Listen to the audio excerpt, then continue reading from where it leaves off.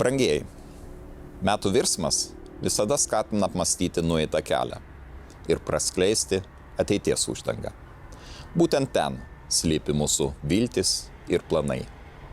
Tikiu, kad ateinančiais 2021 metais žengsime didelį žingsnį į priekį, kurdami žalesnę, inovatyvesnę ir labiau susiklausiusią vieningą Lietuvą.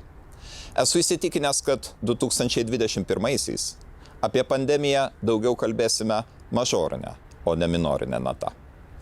Nepamirškime, valstybė prasideda nuo žmogaus. Klestinčią šalį gali kurti tik laisvi, orūs ir savimi pasitikinti žmonės. Laimės ir svajonių išsipildymo kiekvienai šeimai.